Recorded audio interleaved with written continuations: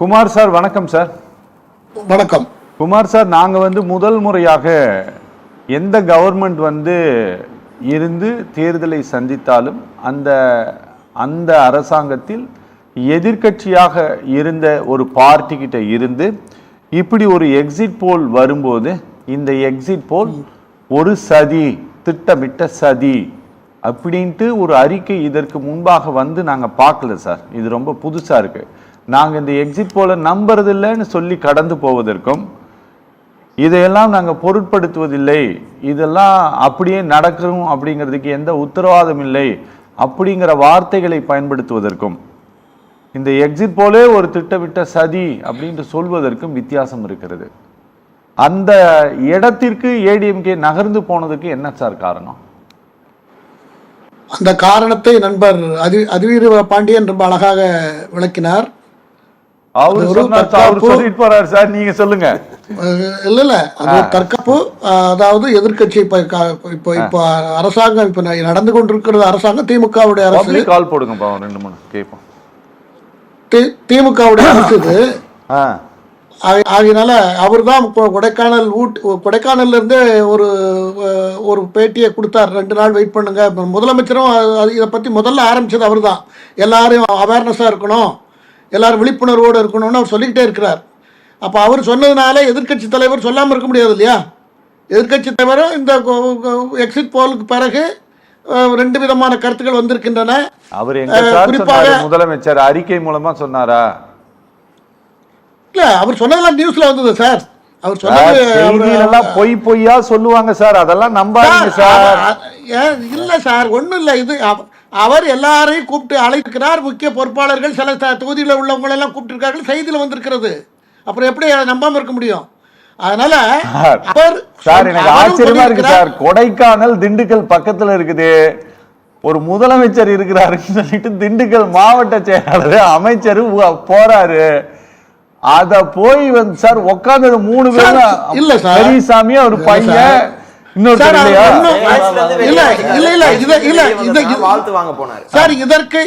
இதற்கு ஒரு பெரிய ஹைக் கொடுக்க வேண்டிய அவசியம் இல்லை. இது நார்மலா சொல்றது. அவர் கட்சியினுடைய தலைவர், தமிழ்நாட்டு தற்போதைய முதலமைச்சர், அவருடைய கட்சி ஒரு தேர்தல் நடந்திருக்கிறது, எக்ஸிட் போல் வந்திருக்கிறது. எக்ஸிட் போல்ல 2 விதமான கருத்துக்கள் வந்திருக்குது.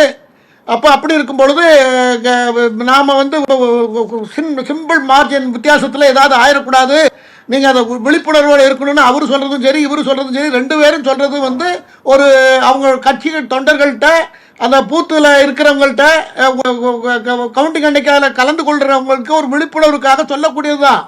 இதுக்கு ஒரு பெரிய இன்டர்பிரேஷன் கொடுக்க வேண்டிய அவசியம் இல்லை என்று தான் நான் நினைக்கிறேன். அதனால இது வெரி நார்மலா நடந்திருக்க ஒரு விஷயம்தான். கொஞ்சம் ஏன்னா பதட்டமா இருக்கும் இல்லையா? என்னுடைய கருத்து இப்ப எல்லாரும் சொல்லியிருக்காங்கன்னா, என்னுடைய கருத்து என்ன? என்டிடிவி என்ன சொல்றது? டிஎம்கே 125 to 45ங்கிறது, ஏடிஎம்கே 87 to 100ங்கிறது, டிவிகே 18 to 24ங்கிறது, என்டிகே டிவிகே 18 to 24, என்டிகே 2 to 6ன்னு சொல்றது. அப்படியே நீங்க மாத்தி சொல்றாங்க.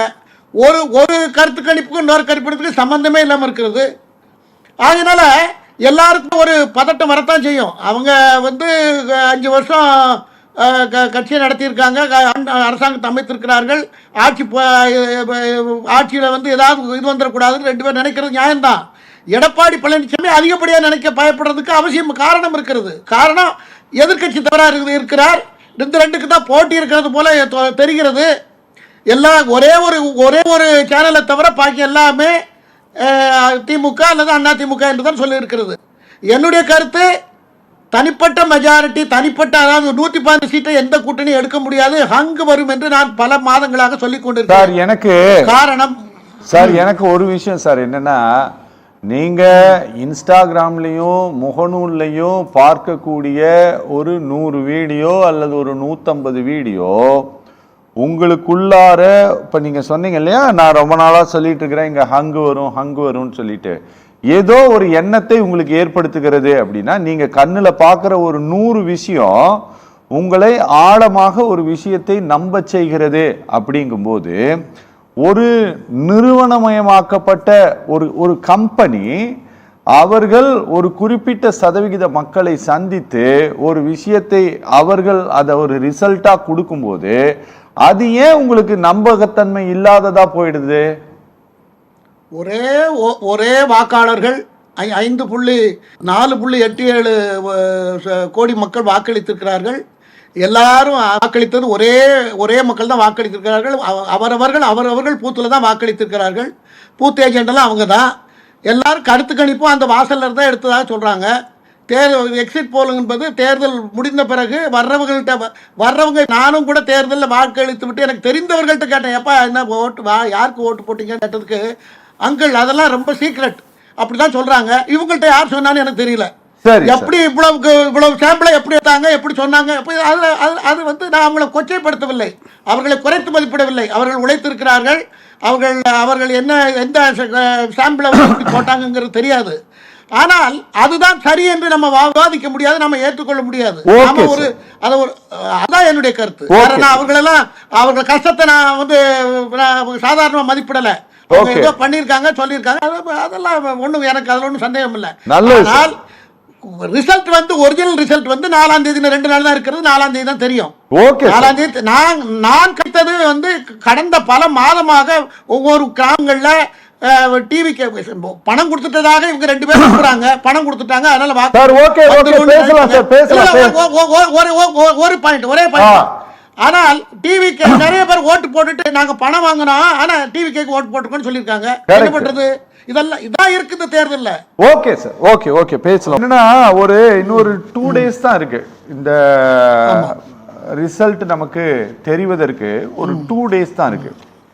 ஆனா அதற்கு உள்ளாக ரொம்ப கடுமையான ஒரு அறிக்கையை எதிர்க்கட்சி தலைவர் வெளியிடக்கூடிய அளவிற்கு இந்த வாக்குப்பதிவுக்கு பின்பான ஏதோ ஒரு கருத்துருவாக்கம் ஒரு பெரிய பதட்டத்தை இந்த 2 கட்சிகளுக்குமே ஏற்படுத்தி இருக்கா சார்? கண்டிப்பா ஏற்படுத்தி இருக்கிறது. கேள்வி சார் மிக சரியான கேள்வி.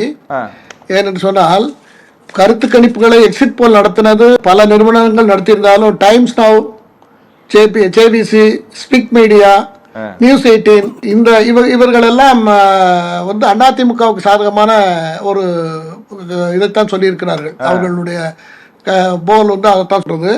அது தவிர சாணக்கியா, மற்ற இன்னும் 2-3 இந்த பீப்புள்ஸ் பல்ஸ், என்டிடி, அதெல்லாம் டிஎம்கே 125 145 வரைக்கும் கொடுத்துருக்காங்க. அதே போல மார்டிஸ் வந்து 122 132 கொடுத்துருக்காங்க. சரி. ஸோ மிகப்பெரிய டிஃபரன்சஸ் இருக்கிறதாக இவங்களுக்கு எல்லாம் 2 பேருக்கும் என்னன்னா, சின்ன நீங்க அரசியல் ரீதியா நீங்க பாத்தீங்கன்னா தேர்தலுக்கு முன்னையும் சரி, தேர்தல் சமயத்துல எதை பேசணும் அதை 2 தலைவர்களும் பேசல. 2 தலைவர்களும் தேர்தலுக்கு முன்னால, தேர்தல்ல அந்த காலத்துல என்ன பேசுவாங்க, ஊழலை பத்தி தான் பேசுவாங்க. ஊழல் மட்டும்தான் மக்களுக்கான மக்களை நேரடியாக பாதிக்கிறது ஊழல். அதை பத்தி இந்த 2 தலைவர்களும் பேசல. டெல்லிக்கு போனீங்க, அங்க அவர் வீட்டில் காத்திருந்தீங்க, இவர் வீட்டில் காத்திருந்தீங்கன்னு இவர் பேசினார். இன்னொருத்தர் அவரை நீங்க மாத்தி சம்பந்தம் இல்லாத விஷயத்தை தான் பேசியிருக்காங்க. அதை போல இப்ப கருத்து கணிப்பு எக்ஸிட் போல் வந்த உடனே சின்ன டிஃபரன்சஸ் இருந்ததுனால என்ன சொல்றாங்கன்னா, தொண்டர்களை ஜாக்கிரதையா இருக்கணும், அப்படி இப்படி இருக்கணுங்கிறதுக்காக, உற்சாகப்படுத்துவதற்காக தான் நம்ம எடுக்கணும். இதுல வேற எதுவும் இருக்க முடியாது. நடத்துறது இந்திய தேர்தல் ஆணையம். அங்க எந்த தவறு நடக்கிறதுக்கு வாய்ப்பு கிடையாது. எல்லாம் AK-47 போலீஸ் பாதுகாப்போட 100% இந்த வாட்டி தேர்தல் ஆணையரை குறை சொன்னாங்களே, எவ்வளவு அழகா தேர்தல் நடந்திருக்கிறது. இங்க பல பேர் நினைச்சிருக்காங்கன்னா CRPF கன் வச்சிருந்தா அவங்க சுட்டுருவாங்கன்னு நினைச்சிருக்காங்க. அப்படி எல்லாம் சுடலாம் முடியாது சார் அவங்களுக்கு. இல்ல, எதுக்காக வச்சிருக்காங்கன்னு தேவைப்பட்டா பயன்படுத்தலாம் இல்லையா? தேவைப்பட்டா அதிகாரப்பூர்வம் பயன்படுத்தலாம். அப்படி பயன்படுத்த மாட்டாங்கிறது வேற விஷயம். தேவைப்பட்டதுன்னா கலவரம் அங்க ஒரு கலவரம் நடக்க பயன்படுத்தாம இருக்க முடியுமா? அதுக்கு வேண்டிய ஏற்பாடுகள் எல்லாம் பண்ணியிருப்பாங்க. நான் சொல்ல வரக்கூடிய விஷயம் என்னவென்று சொன்னால், சரி, இன்னைக்கு வெற்றிடம் வந்து விஜய் வந்ததுனால, ஊழலுக்கு எதிராக ஒரு குரல் கொடுத்ததுனால, இந்த 2 பேரும் அதை பத்தி கண்டுக்காதனால மக்கள் வந்து அவர்களுக்கு அதிகமாக வாக்கை அளித்திருக்கிறார்கள். சத்தியம் நம்புறேன். அது நீங்க தேர்தல் பெற விவாதத்துல இது வரும். நல்லது சார், நல்லது. நன்றி சார், நன்றி. இது அவ்வளவுதான்.